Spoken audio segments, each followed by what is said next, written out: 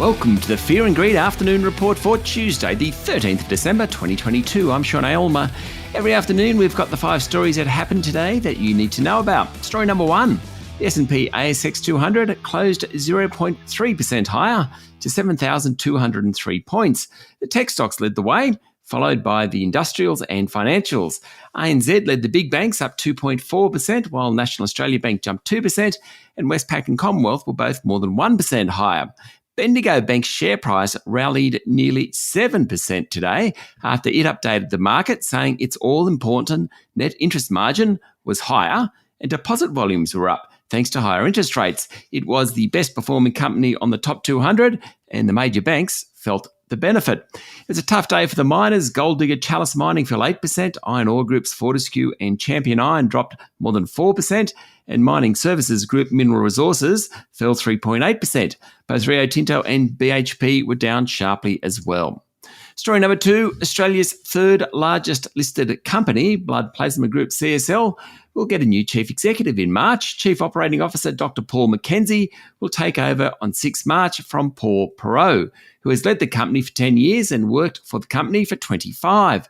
Mr. Perreault will remain as an advisor for 6 months to help with an orderly transition.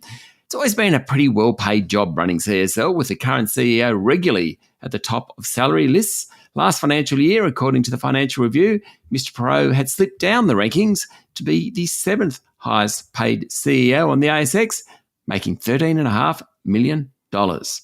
Story number 3, there was plenty of fallout from the decision of payment systems group Tyro to knock back a bid from private equity group Potentia. Major shareholder Grok Ventures, owned by Mike Cannon-Brookes, said it was disappointed that the board had refused to engage with Potentia on the $1.60 per share bid, which is more than a 60% premium to the share price.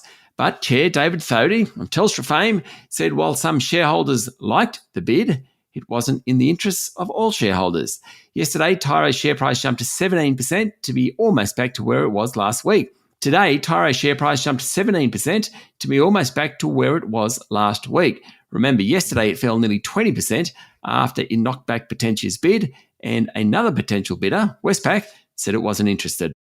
Story number 4, Prime Minister Anthony Albanese has raised the idea of a national gas reservation policy as a longer-term solution to lower energy prices.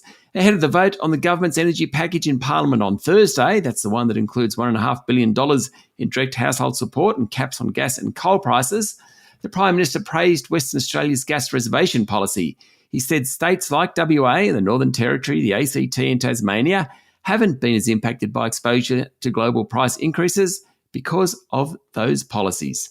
In story number 5, Sam Bankman-Fried, the former boss of the failed crypto company FTX, has been arrested in the Bahamas and will be extradited to the US. FTX ran out of money and filed for bankruptcy on 11 November. It's been under investigation ever since, having blown up billions of dollars of customers' money.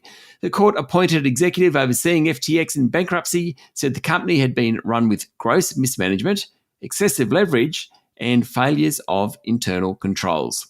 That's it for the afternoon report for Tuesday, the 13th of December, 2022. Don't forget to hit follow on the podcast and find Fear and Greed on LinkedIn, Instagram, Twitter, and Facebook. Join Michael Thompson and I tomorrow morning for the Fast 5 by Fear and Greed. The top 5 business stories you need to know in just 5 minutes. I'm Sean Aylmer. Enjoy your evening.